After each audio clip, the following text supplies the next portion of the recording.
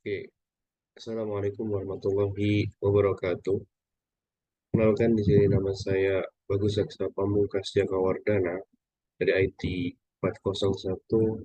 Di sini saya akan mempresentasikan tentang UTS 1 dari matkul Interaksi Manusia Komputer. Baik, saya akan membacakan pertanyaan, kemudian jawaban dari yang saya kerjakan.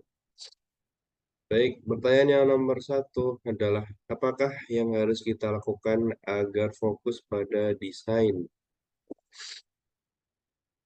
Sebelum fokus kita kepada desain tercapai, alangkah baiknya kita harus menjalin komunikasi yang erat dengan user itu sendiri. Dikarenakan kita akan tahu apa kebutuhan user yang sesungguhnya jika kita berupaya melakukan komunikasi dengan interview, survei, dan lain-lain. Dan hal ini juga sangat penting untuk membangun fungsi dari perangkat lunak yang akan kita jadikan proyek tersebut. Baik, pertanyaan yang nomor dua adalah, dalam merancang antar muka agar mendapatkan hasil yang maksimal, kita dapat menggunakan beberapa prinsip.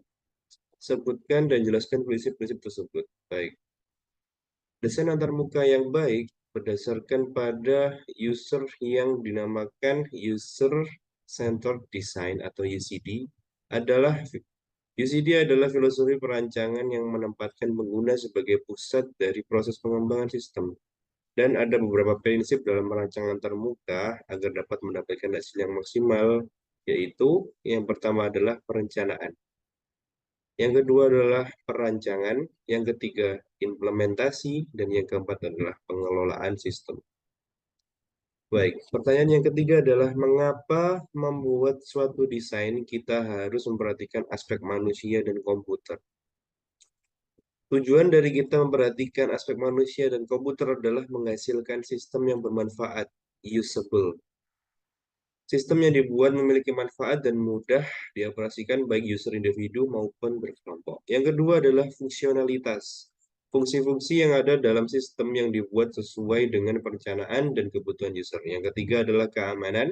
Semakin meningkatkan atau meningkatnya teknologi informasi, maka faktor keamanan ini sangat penting untuk ditambahkan dalam sistem yang akan dibuat.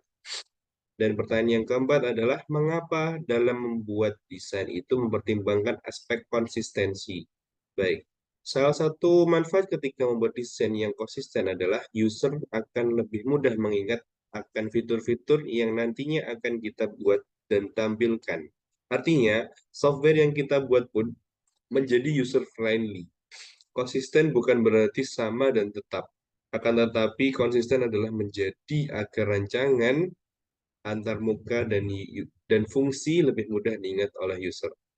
Dan pertanyaan yang terakhir adalah, apa pengaruhnya jika desain yang kita buat tidak mempertimbangkan user-friendly?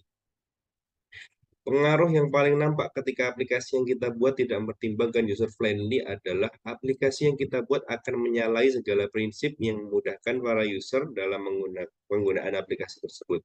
Akibatnya nanti, user akan merasa kesulitan dalam menggunakan aplikasi tersebut. Dari segala aspek akan terasa jauh lebih sulit ketika user akan menggunakan aplikasi tersebut jika kita tidak mempertimbangkan aspek user-friendly. Jadi, pada dasarnya, aspek user-friendly memang harus ada dan itu ada untuk memudahkan para user dalam penggunaan aplikasi. Mungkin cukup sekian dari saya. Apabila ditemukan ada salahnya, kami mohon maaf. Saya Bagus Saksa Pamungkas Jakawardana pamit mohon izin undur diri. Sekian, wassalamualaikum warahmatullahi wabarakatuh.